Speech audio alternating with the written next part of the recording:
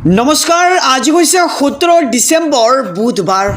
এই মুহূৰ্তত সমগ্ৰ ৰাজ্যবাসীৰ বাবে আহি পৰিছে আজি ৰাতিপুৱাৰ বহুকেইটা ডাঙৰ খবৰ।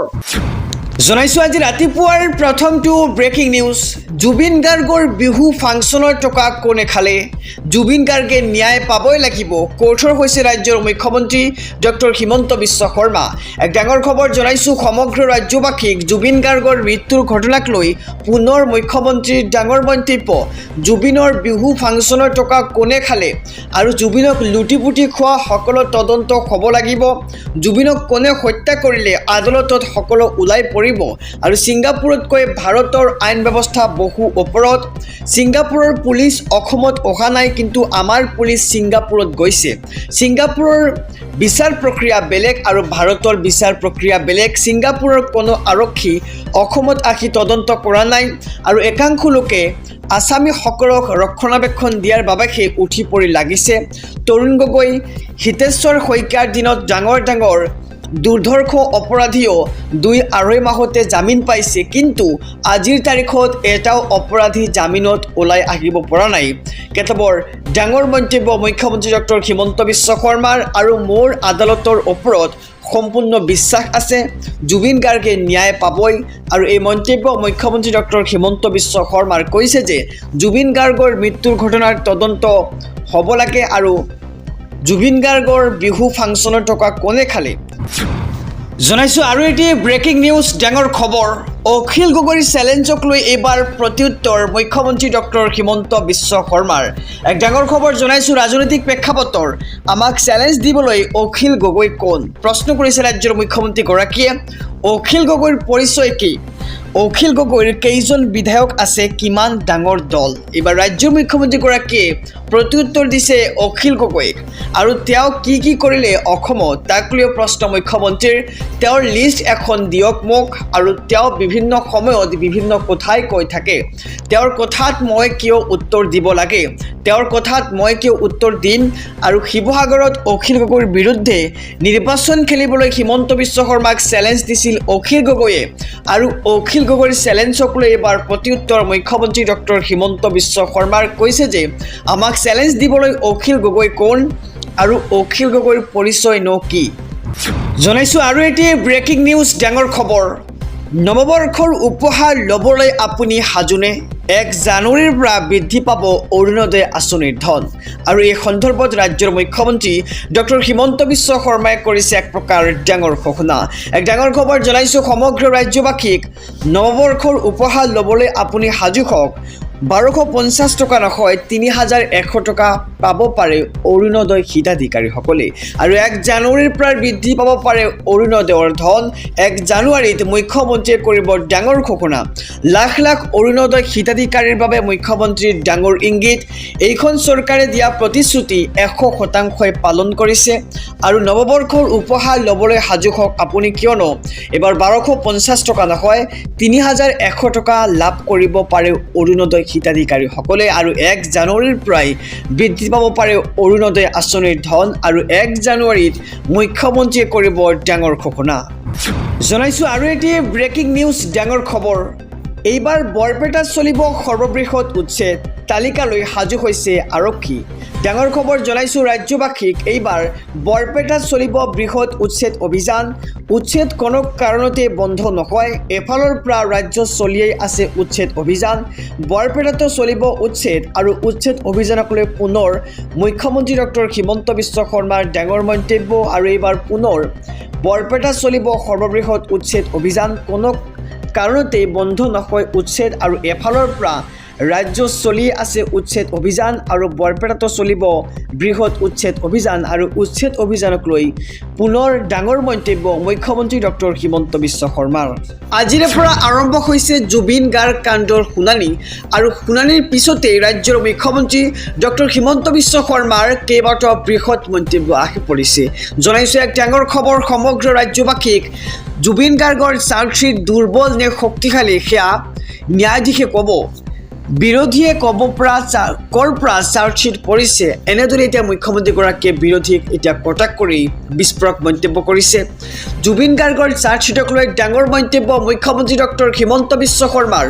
চাৰ্জশ্বিট দুৰ্বল নে শক্তিশালী সেয়া ন্যায়াধীশে ক'ব। বিৰোধীয়ে কৰ পৰা চাৰ্জশ্বিট পঢ়িছে, ভিতৰত ক লিখা আছে নে ফ লিখা আছে, কৰ পৰা জানিলে বিৰোধীয়ে? ন্যায়াধীশে কৈছে নেকি চাৰ্জশ্বিট দুৰ্বল বুলি? আৰু আদালতৰ কাম বিৰোধীয়ে কেনেকৈ কৰিব তাক লৈ প্ৰশ্ন কৰিছে মুখ্যমন্ত্ৰীগৰাকীয়ে। আৰু বিৰোধীৰ কোনো জ্ঞান গভীৰতা নাই মন্তব্য মুখ্যমন্ত্ৰী ডক্টৰ হিমন্ত বিশ্ব শৰ্মাৰ। আৰু আজিৰে পৰা আৰম্ভ হৈছে জুবিন কাণ্ডৰ শুনানি, আৰু শুনানিৰ পিছতেই জুবিন গাৰ্গৰ চাৰ্জশ্বিটক লৈ ডাঙৰ মন্তব্য মুখ্যমন্ত্ৰী ডক্টৰ হিমন্ত বিশ্ব শৰ্মাৰ। চাৰ্জশ্বিট দুৰ্বল নে শক্তিশালী সেয়া ন্যায়াধীশে ক'ব। জুবিন গাৰ্গৰ চাৰ্জশ্বিটক লৈ বিৰোধীৰ কোৱাৰ কোনো অধিকাৰ নাই, আৰু জুবিন গাৰ্গৰ চাৰ্জশ্বিটক লৈ এতিয়া ন্যায়াধীশে মন্তব্য কৰিব। আৰু চাৰ্জশ্বিট দুৰ্বল নে শক্তিশালী সেয়া ন্যায়াধীশে ক'ব। বিৰোধীয়ে ক'ৰ পৰা পৰিছে চাৰ্জশ্বিট, আনকি ময়ো পঢ়া নাই জুবিন গাৰ্গৰ চাৰ্জশ্বিট, এনেদৰে এতিয়া কেতবৰ বিস্ফোৰক মন্তব্য ৰাজ্যৰ মুখ্যমন্ত্ৰী ডক্টৰ হিমন্ত বিশ্ব শৰ্মাৰ।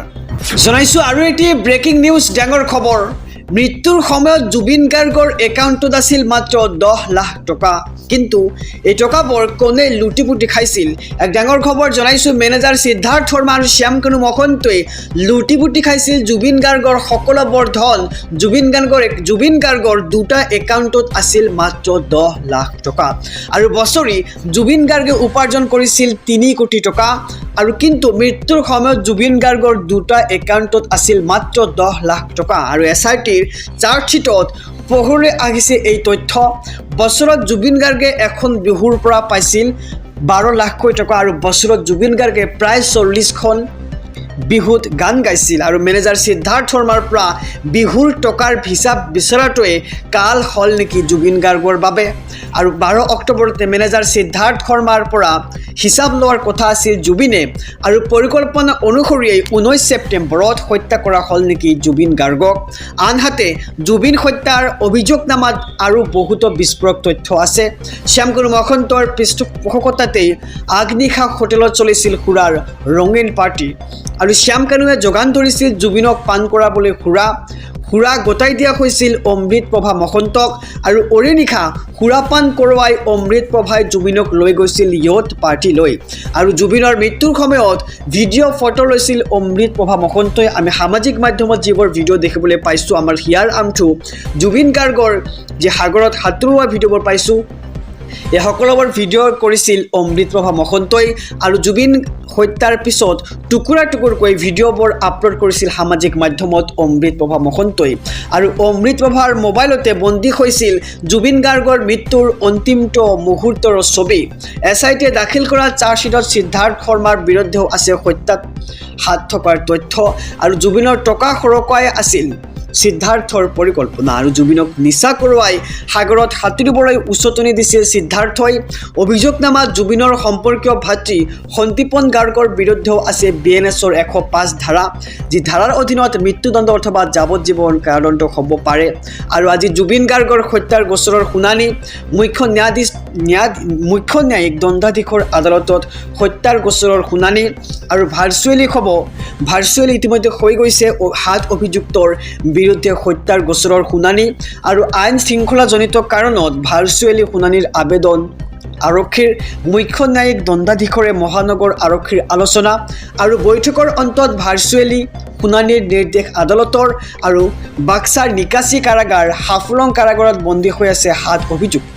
আৰু মৃত্যুৰ সময়ত জুবিন গাৰ্গৰ একাউণ্টত আছিল মাত্ৰ 10 লাখ টকা, আৰু যি জুবিন গাৰ্গে বছৰি উপাৰ্জন কৰিছিল 3 কোটি টকা, আৰু সকলোবোৰ টকা লুটিপুটি খাইছিল শ্যামকানু মহন্ত আৰু মেনেজাৰ সিদ্ধাৰ্থ শৰ্মাই। আৰু বছৰি জুবিন গাৰ্গে উপাৰ্জন কৰিছিল 3 কোটি টকা, আৰু তাৰ পিছতো জুবিন গাৰ্গৰ দুটা একাউণ্ট মিলি 10 লাখ টকাৰ তথ্য পোৱা গৈছে।